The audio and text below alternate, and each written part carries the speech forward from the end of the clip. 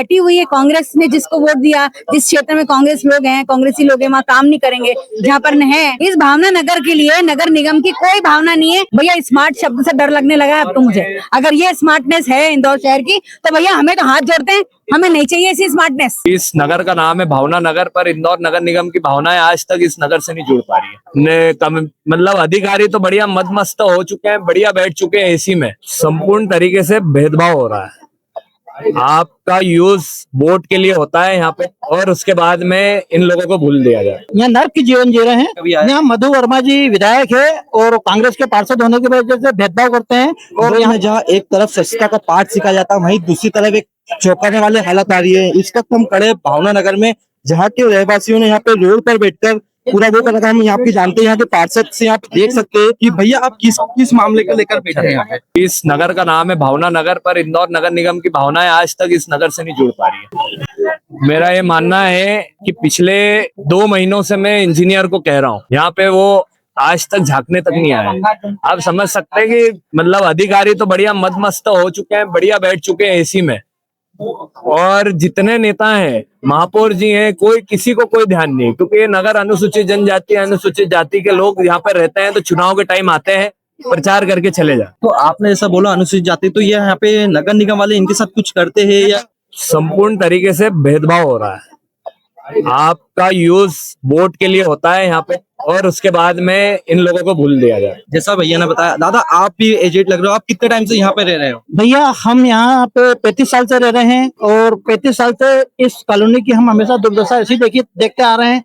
कितनी मरतबा नगर निगम हम शिकायत कर चुके हैं, कितनी मरतबा जुहन पे आंदोलन कर चुके हैं। उसके ना तो जेडो सुन रहा है, ना नगर निगम इंजीनियर सुन रहा है, ना महापौर, ना कमिश्नर, कोई भी सुनने की तैयार नहीं। यहाँ नर्क की जीवन जी रहे हैं।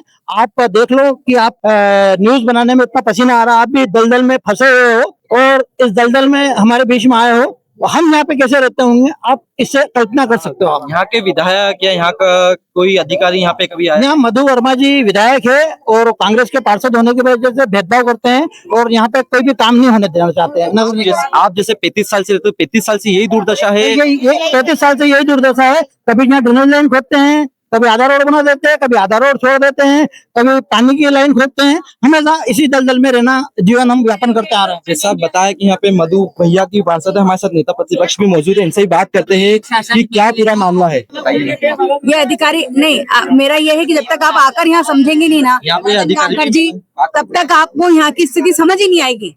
आप निराकरण कर ही नहीं पाओगे जब तक देखोगे नहीं। जब तक मैं चाह रही हूँ कि आप यहाँ आए, इतनी संवेदनशीलता तो रखिए सर, कम से कम, है ना, कि जनता की तकलीफ में आप उनको देखने आए। ये मैं रिक्वेस्ट कर रही हूँ आपसे। तो आपको आ जाना चाहिए था सर। अभी तक तो सुबह 8 बजे से यहाँ के लोग भूखे प्यासे बैठे हुए हैं।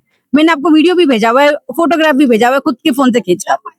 आप अपनी संवेदनशीलता दिखाइए राजनगांवकर जी। जब तक आप आएंगे नहीं, तब तक आप इस जगह का निराकरण क्या हो सकता है जल्द से जल्द आप नहीं समझ पाएंगे। दीदी जैसे आपने अधिकारी से भी बात की, अधिकारी ने क्या बोला? अधिकारी कह रहे हैं कि हाँ, उसका निराकरण निकालने के लिए जड़ों को भेजा है उन्होंने। जड़ों अधिकतर जानते हैं कि यहाँ की सिचुएशन क्या है, लेकिन निराकरण आज तक नहीं निकला। पिछले 4 वर्षों से कुणाल सोलंकी जी इस रोड को बनाया कर, उसके यहाँ पर ड्रेनेज लाइन डलवाने के लिए, हर काम के लिए उन्होंने इतने चक्कर लगाए हैं अधिकारियों के। ये क्या है, मतलब क्या हम हमारे घर का काम करवा रहे हैं? ये जनता का काम है ना। महापौर की नजर में क्या जनता बटी हुई है? कांग्रेस ने जिसको वोट दिया, जिस क्षेत्र में कांग्रेस लोग हैं, कांग्रेसी लोग हैं, वहाँ काम नहीं करेंगे। जहाँ पर न है भाजपा के, वहाँ करेंगे। मतलब कहना ये चाहते हैं कि नगर निगम की भावना नहीं जुड़ पा रही। भावना नगर नहीं है। इस भावना नगर के लिए नगर निगम की कोई भावना नहीं है कि वो यहाँ आकर कोई काम करे, क्योंकि ऐसी बुरी स्थिति देखो ना आप, आपके वीडियो में दिख रहा होगा कि ऐसी बुरी स्थिति किसी क्षेत्र की हो सकती है। उस क्षेत्र की जो शहर पूरे भारत में नंबर 1 है स्वच्छता में, क्या ये नंबर 1 है? बड़े बड़े दावे होते हैं स्मार्ट सिटी के नाम पर यहाँ जब दिख रहा है तो क्या सोच? भैया स्मार्ट शब्द से डर लगने लगा है अब तो मुझे। अगर ये स्मार्टनेस है इंदौर शहर की तो भैया हमें तो हाथ जोड़ते हैं, हमें नहीं चाहिए ऐसी स्मार्टनेस। आए महापौर जी, आयुक्त महोदय, एडिशनल कमिश्नर देखें और इसको बोले कि क्या ये स्मार्टनेस है आपकी। यहाँ पे अभी तक कोई फिलहाल में कोई मौजूदा अधिकारी कोई आया है यहाँ पे? ये अभी आए हमारे जड़ो साहब, अभी पहुंचे।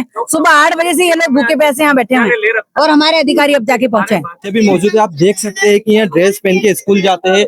आइए इनसे जानते हैं कि क्या आप कब से, मतलब आपको कितनी समस्या थी स्कूल जाने में? यहाँ पे ये कीचड़ में पाँव फिसलता है, गिर जाते हैं।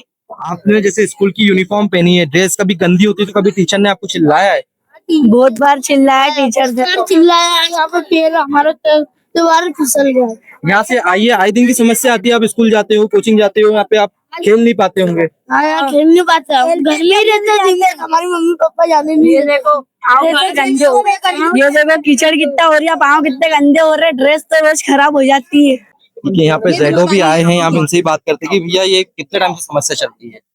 जैसे यहाँ पे लोग आरोप लगा रहे हैं कि यहाँ पे मतलब रोड बनती है, खुद जाती है, इसके बाद भी आपने अभी तक कुछ। यहाँ पर भावना नगर में है ड्रेनेज की बहुत पुरानी समस्या, पुरानी लाइन है, शायद 20 से 25 जितने भी अनुमानित वर्ष है। तो जो इसमें पहले एक टेंडर हुआ था ड्रेनेज की फाइल का, किसी कारणवश कोई भी एजेंसी इसमें टेंडर नहीं डाल पा रही थी, क्योंकि सकड़ी गलियां थी, काम करने में समस्या आती है। तो 5वीं 6वीं बार रिकॉल होके पता है पार्षद को, तो वो टेंडर हुआ, अपन ने 450 डाया कि यहाँ पे लाइन डाली, ताकि स्थायी निराकरण, अगर एक बार लाइन अच्छी डल जाएगी तो भविष्य में जो रोड बनना है, क्योंकि जब तक ड्रेनेज डलेगी अपन रोड नहीं बना सकते, क्योंकि फिर वो लगता है कि अपन ने पहले ड्रेनेज डाल दी फिर रोड उखाड़ रहे हैं। यहाँ पे ऐसा आरोप है कि आप पहले ड्रेनेज डाल देते हो, रोड बना देते हो, फिर उखाड़ देते हो। अपन ने तो अभी पहली बार ही 450 डाया की डाली है हमारे कार्यकाल में, हमने कभी दूसरी बार लाइन डाली, क्योंकि यहाँ पे एक ही बार नहीं डल रही थी। यहाँ पर 6ठे रिकॉल मतलब 6 बार निविदा हुई है, उसके बाद किसी ठेकेदार ने लिया है, और उसने अपन ने यहाँ पे गहरी लाइन डाली है, ताकि भविष्य में कभी समस्या नहीं आए। और ये लाइन आगे से आ रही है, दोनों वार्डों के बीच में है, काफी लंबी लाइन है, 75 और 74 वार्ड है, काफी लंबी लाइन है। आगे आज चैम्बर हमेशा ओवरफ्लो स्थिति में मिलते थे, आज की तारीख में अपनी लाइन गहरी डली है, चैनल में चलती है, कोई दिक्कत नहीं आती है।